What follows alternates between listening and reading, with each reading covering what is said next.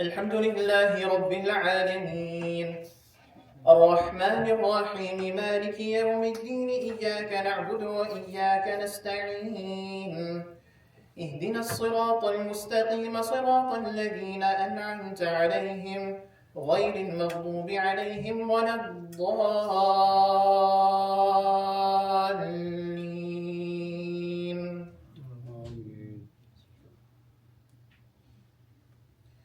ألف لام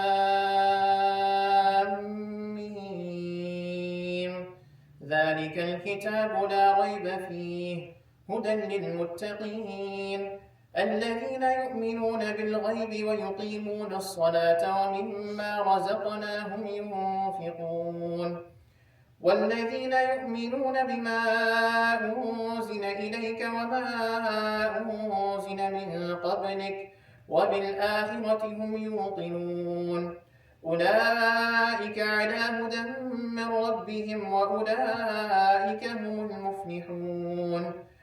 إن الذين كفروا سواء عليهم أأنذرتهم أم لم تنذرهم لا يؤمنون ختم الله على قلوبهم وعلى سمعهم وعلى أبصارهم غشاوة ولهم عذاب عظيم ومن الناس من يقول آمنا بالله وباليوم الآخر وما هم بمؤمنين يخادعون الله والذين آمنوا وما يخدعون إلا أنفسهم وما يشعرون في قلوبهم مرض فزادهم الله مرضا ولهم عذاب أليم بما كانوا يكذبون وإذا قيل لهم لا تفسدوا في الأرض قالوا إنما نحن مصلحون ألا إنهم هم المفسدون ولكن لا يشعرون وإذا قيل لهم آمنوا كما آمن الناس قالوا أنؤمن كما آمن السفهاء ألا إنهم هم السفهاء ولكن لا يعلمون وإذا لقوا الذين آمنوا قالوا آمنا وإذا خلوا إلى شياطينهم قالوا إنا معكم إنما نحن مستهزئون الله يستهزئ بهم ويمدهم في طغيانهم يعمهون أولئك الذين اشتروا الضلالة بالهدى فما ربحت تجارتهم وما كانوا مهتدين مثلهم كمثل الذي استوقد نارا فلما أضاءت ما حوله ذهب الله بنورهم وتركهم في ظلمات لا يبصرون صم بكم عمي فهم لا يرجعون أو كصيب من السماء فيه ظلمات ورعد وبرق يجعلون أصابعهم في آذانهم من الصواعق حذر الموت والله محيط بالكافرين يكاد البرق يخطف أبصارهم كلما أضاء لهم مشوا فيه وإذا أظلم عليهم قاموا ولو شاء الله لذهب بسمعهم وأبصارهم إن الله على كل شيء قدير يا أيها الناس اعبدوا ربكم الذي خلقكم والذين من قبلكم لعلكم تتقون الذي جعل لكم الأرض فراشا والسماء بناء وأنزل من السماء ماء فأخرج به من الثمرات رزقا لكم فلا تجعلوا لله أندادا وأنتم تعلمون وإن كنتم في ريب مما نزلنا على عبدنا فأتوا بسورة من مثله وادعوا شهداءكم من دون الله إن كنتم صادقين فإن لم تفعلوا ولن تفعلوا فاتقوا النار التي وقودها الناس والحجارة أعدت للكافرين وبشر الذين آمنوا وعملوا الصالحات أن لهم جنات تجري من تحتها الأنهار كلما رزقوا منها من ثمرة رزقا قالوا هذا الذي رزقنا من قبل وأتوا به متشابها ولهم فيها أزواج مطهرة وهم فيها خالدون إن الله لا يستحيي أن يضرب مثلا ما بعوضة فما فوقها فأما الذين آمنوا فيعلمون أنه الحق من ربهم وأما الذين كفروا فيقولون ماذا أراد الله بهذا مثلا يضل به كثيرا ويهدي به كثيرا وما يضل به إلا الفاسقين الذين ينقضون عهد الله من بعد ميثاقه ويقطعون ما أمر الله به أن يوصل ويفسدون في الأرض أولئك هم الخاسرون كيف تكفرون بالله وكنتم أمواتا فأحياكم ثم يميتكم ثم يحييكم ثم إليه ترجعون هو الذي خلق لكم ما في الأرض جميعا ثم استوى إلى السماء فسواهن 7 سماوات وهو بكل شيء عليم وإذ قال ربك للملائكة إني جاعل في الأرض خليفة قالوا أتجعل فيها من يفسد فيها ويسفك الدماء ونحن نسبح بحمدك ونقدس لك قال إني أعلم ما لا تعلمون وعلم آدم الأسماء كلها ثم عرضهم على الملائكة فقال أنبئوني بأسماء هؤلاء إن كنتم صادقين قالوا سبحانك لا علم لنا إلا ما علمتنا إنك أنت العليم الحكيم قال يا آدم أنبئهم بأسمائهم فلما أنبأهم بأسمائهم قال ألم أقل لكم إني أعلم غيب السماوات والأرض وأعلم ما تبدون وما كنتم تكتمون وإذ قلنا للملائكة اسجدوا لآدم فسجدوا إلا إبليس أبى واستكبر وكان من الكافرين وقلنا يا آدم اسكن أنت وزوجك الجنة وكلا منها رغدا حيث شئتما ولا تقربا هذه الشجرة فتكونا من الظالمين فأزلهما الشيطان عنها فأخرجهما مما كانا فيه وقلنا اهبطوا بعضكم لبعض عدو ولكم في الأرض مستقر ومتاع إلى حين فتلقى آدم من ربه كلمات فتاب عليه إنه هو التواب الرحيم قلنا اهبطوا منها جميعا فإما يأتينكم مني هدى فمن تبع هداي فلا خوف عليهم ولا هم يحزنون والذين كفروا وكذبوا بآياتنا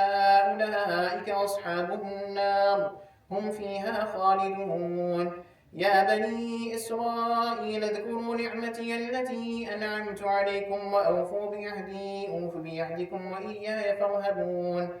وآمنوا بما أنزلت مصدقا لما معكم ولا تكونوا أول كافر به ولا تشتروا بآياتي ثمنا قليلا وإياي فاتقون ولا تلبسوا الحق بالباطل وتكتموا الحق وأنتم تعلمون وأقيموا الصلاة وآتوا الزكاة واركعوا مع الراكعين أتأمرون الناس بالبر وتنسون أنفسكم وأنتم تتلون الكتاب أفلا تعقلون واستعينوا بالصبر والصلاة وإنها لكبيرة إلا على الخاشعين الذين يظنون أنهم ملاقو ربهم وأنهم إليه راجعون يا بني إسرائيل اذكروا نعمتي التي أنعمت عليكم وأني فضلتكم على العالمين واتقوا يوما لا تجزي نفس عن نفس شيئا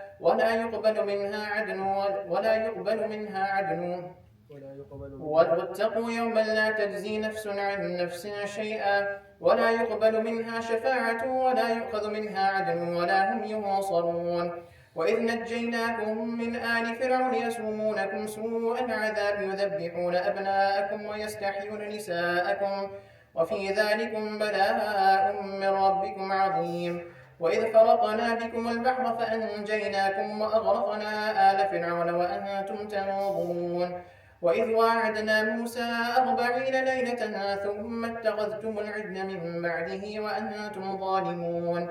ثم عفونا عنكم من بعد ذلك لعلكم تشكرون. وإذ آتينا موسى الكتاب والفرقان لعلكم تهتدون.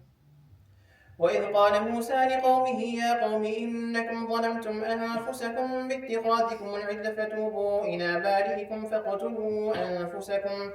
ذلكم خير لكم عند بارئكم فتاب عليكم إنه هو التواب الرحيم. وإذ قلتم يا موسى لن نؤمن لك حتى نرى الله جهرة فأخذتكم الصاعقة وأنتم تنظرون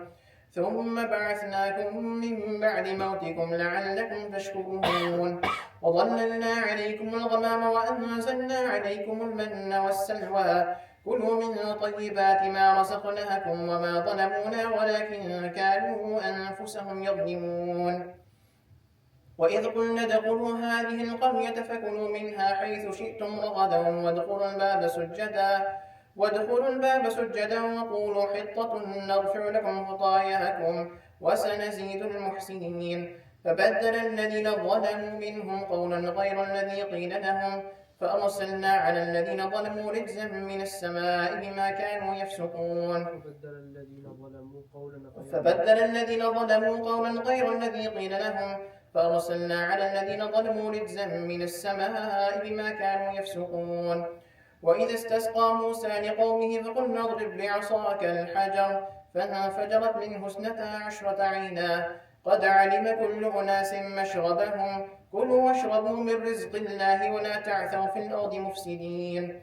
وإذ قلتم يا موسى لن نصبر على طعام واحد فادع لنا ربك يخرج لنا مما تنبت الأرض من بقلها وقثائها وفومها وعدسها وبصلها قال أتستبدلون الذي هو أدنى بالذي هو خير اهبطوا مصرا فإن لكم ما سألتم وضربت عليهم الذلة والمسكنة وباءوا بغضب من الله ذلك بأنهم كانوا يكفرون بآيات الله ويقتلون النبيين بغير الحق ذلك بما عصوا وكانوا يعتدون. إن الذين آمنوا والذين هادوا والنصارى والصابئين من آمن بالله واليوم الآخر وعمل صالحا فلهم أجرهم عند ربهم ولا خوف عليهم ولا هم يحزنون. وإذ أخذنا ميثاقكم ورفعنا فوقكم الطور خذوا ما آتيناكم بقوة واذكروا ما فيه لعلكم تتقون ثم توليتم من بعد ذلك فلولا فضل الله عليكم ورحمته لكنتم من الخاسرين. ولقد علمتم الذين اعتدوا منكم في السبت فقلنا لهم كونوا قردة خاسئين فجعلناها نكالا لما بين يديها وما خلفها وموعظة للمتقين. وإذ قال موسى لقومه إن الله يأمركم أن تذبحوا بقرة قالوا أتتخذنا هزوا قال أعوذ بالله أن أكون من الجاهلين. قالوا ادع لنا ربك يبين لنا ما هي قال إنه يقول إنها بقرة لا فارض ولا بكر عوان بين ذلك فافعلوا ما تؤمرون. قالوا ادع لنا ربك يبين لنا ما لونها قال إنه يقول إنها بقرة صفراء فاقع لونها تسر الناظرين. قالوا ادع لنا ربك يبين لنا ما هي إن البقرة شابه علينا وإنا إن شاء الله لمهتدون. قالوا ادع لنا ربك يبين لنا ما هي إن البقرة شابه علينا وإنا إن شاء الله لمهتدون. قال إنه يقول إنها بقرة لا ذلول تثير الأرض ولا تسقي الحرث مسلمة لا شية فيها. قالوا الآن جئت بالحق فذبحوها وما كانوا يفعلون. وإذ قتلتم نفسا فادارأتم فيها والله مخرج ما كنتم تكتمون. فقلنا اضربوه ببعضها كذلك يحيي الله الموتى ويريكم آياته لعلكم تعقلون. ثم قست قلوبكم من بعد ذلك فهي كالحجارة أو أشد قسوة وإن من الحجارة لما يتفجر منه الأنهار وإن منها لما يشقق فيخرج منه الماء وإن منها لما يحبط من خشية الله وما الله بغافل عما تعملون. أفتطمعون أن يؤمنوا لكم وقد كان فريق منهم يسمعون كلام الله ثم يحرفونه من بعد ما عقلوه وهم يعلمون. وإذا لقوا الذين آمنوا قالوا آمنا وإذا خلا بعضهم إلى بعض قالوا أتحدثونهم بما فتح الله عليكم ليحاجوكم به عند ربكم أفلا تعقلون. أولا يعلمون أن الله يعلم ما يسرون وما يعلنون. ومنهم أميون لا يعلمون الكتاب إلا أماني وإنهم إلا يظنون. فويل للذين يكتبون الكتاب بأيديهم ثم يقولون هذا من عند الله ليشتروا به ثمنا قليلا فويل لهم مما كتبت أيديهم وويل لهم مما يكسبون. وقالوا لن تمسنا النار إلا أياما معدودة قل أتخذتم عند الله عهدا فلن يخلف الله عهده أم تقولون على الله ما لا تعلمون. بلى من كسب سيئة وأحاطت به خطيئته فأولئك أصحاب النار هم فيها خالدون. والذين آمنوا وعملوا الصالحات أولئك أصحاب الجنة هم فيها خالدون. وإذ أخذنا ميثاق بني إسرائيل لا تعبدون إلا الله وبالوالدين إحسانا وذي القربى واليتامى والمساكين وقولوا للناس حسنا وأقيموا الصلاة وآتوا الزكاة ثم توليتم إلا قليلا منكم وأنتم معرضون. وإذ أخذنا ميثاقكم لا تسفكون دماءكم ولا تخرجون أنفسكم من دياركم ثم أقررتم وأنتم تشهدون. ثم أنتم هؤلاء تقتلون أنفسكم وتخرجون فريقا منكم من ديارهم تظاهرون عليهم بالإثم والعدوان وإن يأتوكم أسارى تفادوهم وهو محرم عليكم إخراجهم أفتؤمنون ببعض الكتاب وتكفرون ببعض فما جزاء من يفعل ذلك منكم إلا خزي في الحياة الدنيا ويوم القيامة يردون إلى أشد العذاب والله بغافل عما تعملون. أولئك الذين اشتروا الحياة الدنيا بالآخرة فلا يخفف عنهم العذاب ولا هم ينصرون. ولقد آتينا موسى الكتاب وخفينا من بعده بالرسل وآتينا عيسى بن مريم البينات وأيدناه بروح القدس أفكلما جاءكم رسول بما لا تهوى أنفسكم استكبرتم ففريقا كذبتم وفريقا تقتلون. وقالوا قلوبنا غلف بل لعنهم الله بكفرهم فقليلا ما يؤمنون. ولما جاءهم كتاب من عند الله مصدق لما معهم وكانوا من قبل يستفتحون على الذين كفروا فلما جاءهم ما عرفوا كفروا به فلعنة الله على الكافرين. بئس ما اشتروا به أنفسهم أن يكفروا بما أنزل الله بغيا أن ينزل الله من فضله على من يشاء من عباده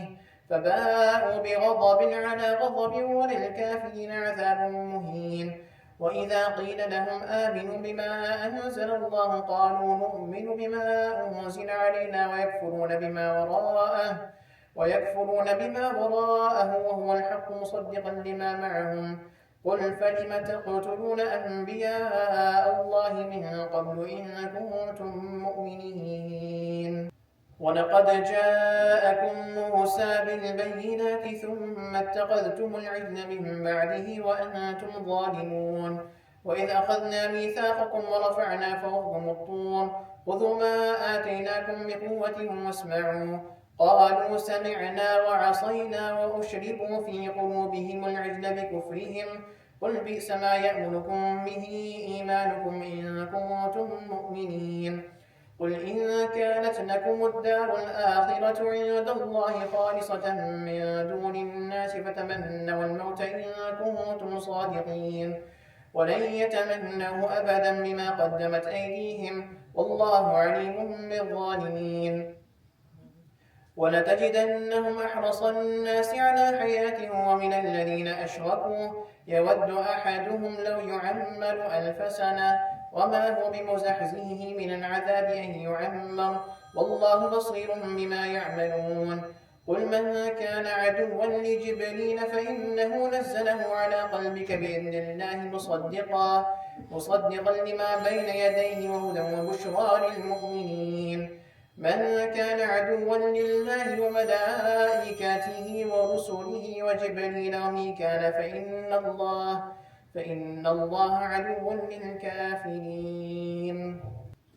ولقد أنزلنا إليك آيات بينات وما يكفر بها إلا الفاسقون. أوكلما عاهدوا عهدا نبذه فريق منهم بل أكثرهم لا يؤمنون. ولما جاءهم رسول من عند الله مصدقا لما معهم نبذ فريق من الذين أوتوا الكتاب كتاب الله وراء ظهورهم كأنهم لا يعلمون. واتبعوا ما تتلو الشياطين على ملك سليمان وما كفر سليمان ولكن الشياطين كفروا يعلمون الناس السحر وما أنزل على الملكين ببابل هاروت وماروت وما يعلمان من أحد حتى يقولا إنما نحن فتنة فلا تكفر فيتعلمون منهما ما يفرقون به بين المرء وزوجه وما هم بضارين به من أحد إلا بإذن الله ويتعلمون ما يضرهم ولا ينفعهم ولقد علموا لمن اشتراه ما له في الآخرة من خلاق ولبئس ما شروا به أنفسهم لو كانوا يعلمون. ولو أنهم آمنوا واتقوا لمثوبة من عند الله خير لو كانوا يعلمون. يا أيها الذين آمنوا لا تقولوا راعنا وقولوا انظرنا واسمعوا وللكافرين عذاب أليم. ما يود الذين كفروا من أهل الكتاب والمشركين أن ينزل عليكم من خير من ربكم والله يختص برحمته من يشاء والله ذو الفضل العظيم. ما ننسخ من آية أو ننسها نأتي بخير منها أو مثلها. ألم تعلم أن الله على كل شيء قدير؟ ألم تعلم أن الله له ملك السماوات والأرض وما لكم من دون الله من ولي ولا نصير؟ أم تريدون أن تسألوا رسولكم كما سئل موسى من قبل ومن يتبدل الكفر بالإيمان فقد ضل سواء السبيل. ود كثير من أهل الكتاب لو يردونكم من بعد إيمانكم كفارا حسدا من عند أنفسهم من بعد ما تبين لهم الحق فاعفوا واصفحوا حتى يأتي الله بأمره إن الله على كل شيء قدير. وأقيموا الصلاة وآتوا الزكاة وما تقدموا لأنفسكم من خير تجدوه عند الله إن الله بما تعملون بصير. وقالوا لن يدخل الجنة إلا من كان هودا أو نصارى تلك أمانيهم قل هاتوا برهانكم إن كنتم صادقين. بلى من أسلم وجهه لله وهو محسن فله أجره عند ربه ولا خوف عليهم ولا هم يحزنون. وقالت اليهود ليست النصارى على على شيء. وقالت النصارى ليست اليهود على شيء وهم يتلون الكتاب كذلك قال الذين لا يعلمون مثل قولهم فالله يحكم بينهم يوم القيامة فيما كانوا فيه يختلفون. ومن أظلم ممن منع مساجد الله أن يذكر فيها اسمه وسعى في خرابها أولئك ما كان لهم أن يدخلوها إلا خائفين لهم في الدنيا خزي ولهم في الآخرة عذاب عظيم. ولله المشرق والمغرب فأينما تولوا فثم وجه الله إن الله واسع عليم. وقالوا اتخذ الله ولدا سبحانه بل له ما في السماوات والأرض كل له قانتون بديع السماوات والأرض وإذا قضى أمرا فإنما يقول له كن فيكون. وقال الذين لا يعلمون لولا يكلمنا الله أو تأتينا آية كذلك قال الذين من قبلهم مثل قولهم تشابهت قلوبهم قد بينا الآيات لقوم يوقنون. إنا أرسلناك بالحق بشيرا ونذيرا ولا تسأل عن أصحاب الجحيم. ولن ترضى عنك اليهود ولا النصارى حتى تتبع ملتهم قل إن هدى الله هو الهدى ولئن اتبعت أهواءهم بعد الذي جاءك من العلم ما لك من الله من ولي ولا نصير. الذين آتيناهم الكتاب يتلونه حق تلاوته أولئك يؤمنون به ومن يكفر به فأولئك هم الخاسرون. يا بني إسرائيل اذكروا نعمتي التي أنعمت عليكم وأني فضلتكم على العالمين. واتقوا يوما لا تجزي نفس عن نفس شيئا ولا يقبل منها عدل ولا تنفعها شفاعة ولا هم ينصرون. وإذ ابتلى إبراهيم ربه بكلمات فأتمهن قال إني جاعلك للناس إماما قال ومن ذريتي قال لا ينال عهد الظالمين. وإذ جعلنا البيت مثابة للناس وأمنا واتخذوا من مقام إبراهيم مصلى وعهدنا إلى إبراهيم وإسماعيل أن طهرا بيتي للطائفين والعاكفين والركع السجود.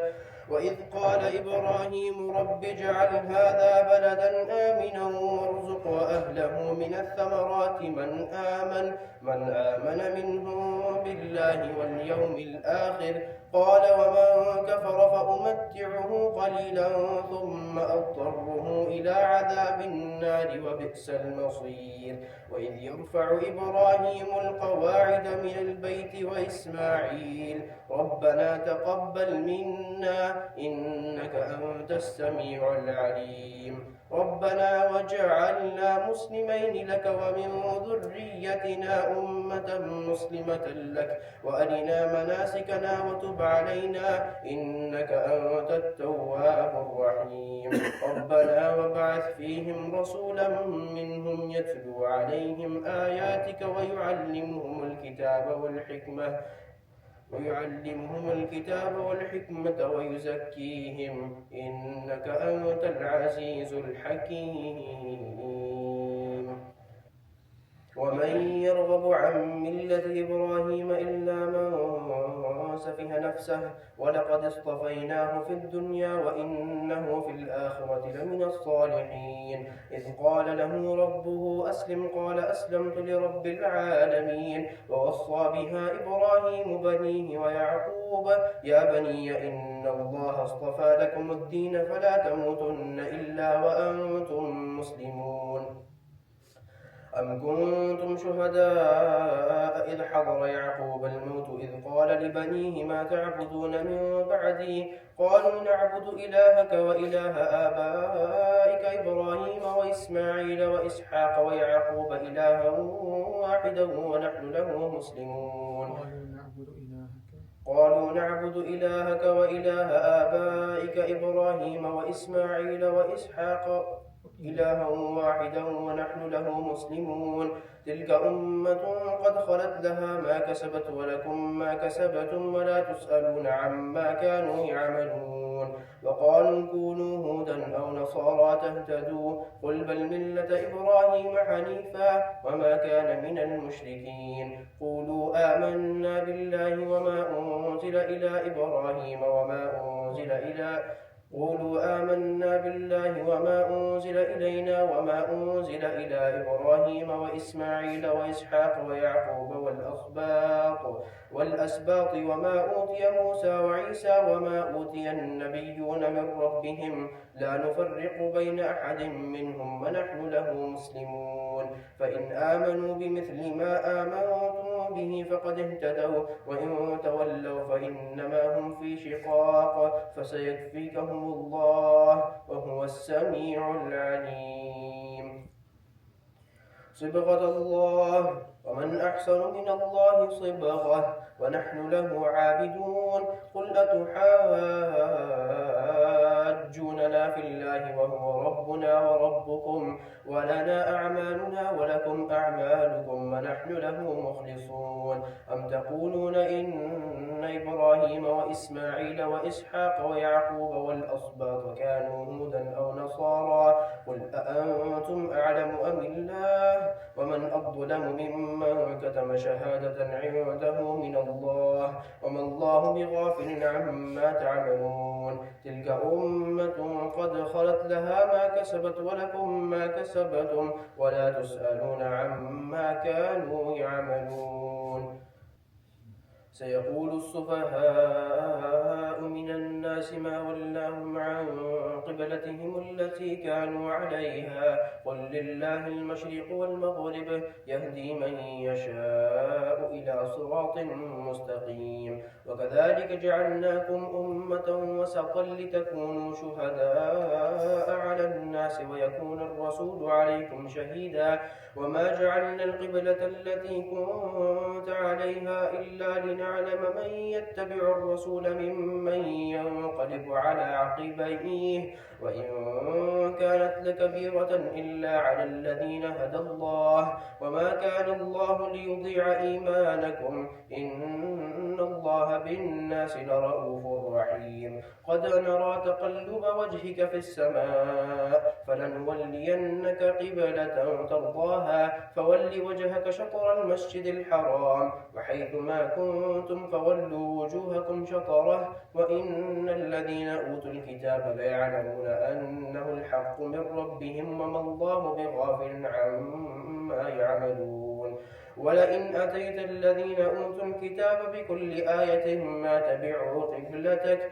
وما أنت بتابع قبلتهم وما بعضهم بتابع قبلة بعض ولئن اتبعت أهواءهم من بعد ما جاءك من العلم إنك إذا لمن الظالمين الذين آتيناهم الكتاب يعرفونه كما يعرفون أبناءهم وإن فريقا منهم ليكتمون الحق وهم يعلمون الحق من ربك فلا تكونن من الممترين ولكل وجهة هو موليها فاستبقوا الخيرات أينما تكونوا يأتي بكم الله جميعا إن الله على كل شيء قدير ومن حيث خرجت فول وجهك شطر المسجد الحرام وإنه للحق من ربك وما الله بغافل عما تعملون ومن حيث خرجت فول وجهك شطر المسجد الحرام وحيث ما كنتم فولوا وجوهكم شطره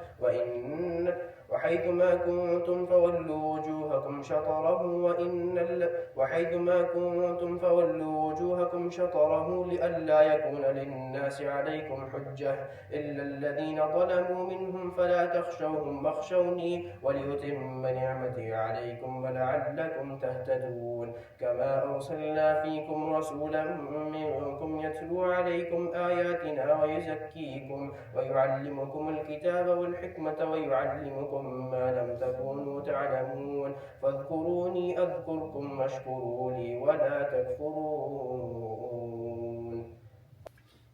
يا أيها الذين آمنوا استعينوا بالصبر والصلاة إن الله مع الصابرين ولا تقولوا لمن يقتل في سبيل الله أموات بل أحياء ولكن لا تشعرون ولنبلونكم بشيء من الخوف والجوع ونقص من الأموال والأنفس والثمرات وبشر الصابرين الذين إذا أصابتهم مصيبة قالوا إنا لله وإنا إليه راجعون أولئك عليهم صلوات من ربهم ورحمة وأولئك هم المهتدون إن الصفا والمروة من شعائر الله فمن حج البيت أو اعتمر فلا جناح عليه أن يطوف بهما ومن تطوع خيرا فإن الله شاكر عليم إن الذين يكتمون ما أنزلنا من البينات والهدى من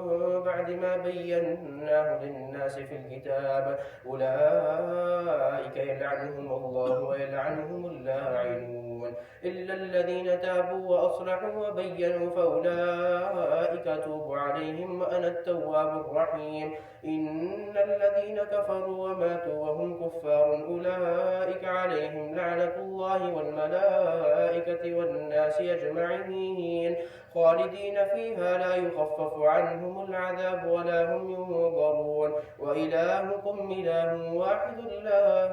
إله إلا هو الرحمن الرحيم إن في خلق السماوات والأرض واختلاف الليل والنهار والفلك التي تجري في البحر بما ينفع الناس وما أنزل الله من السماء من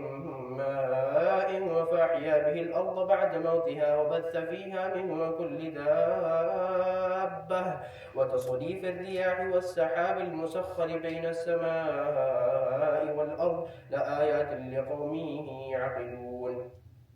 ومن الناس من يتخذ من دون الله أندادا يحبونهم كحب الله والذين آمنوا أشد حبا لله ولو يرى الذين ظلموا إذ يرون العذاب أن القوة لله جميعا وأن الله شديد العذاب إذ تبرأ الذين اتبعوا من الذين اتبعوا ورأوا العذاب وتقطعت بهم الأسباب وقال الذين اتبعوا لو أن لنا كرة فنتبرأ منهم كما تبرأوا منا كذلك يريهم الله أعمالهم حسرات عليهم وما هم بخارجين من النار يا أيها الناس كلوا مما في الأرض حلالا طيبا ولا تتبعوا خطوات الشيطان إنه لكم عدو مبين إنما يأمركم بالسوء والفحشاء وأن تقولوا على الله ما لا تعلمون وإذا قيل لهم اتبعوا ما أنزل الله قالوا بل نتبع ما ألفينا عليه آباءنا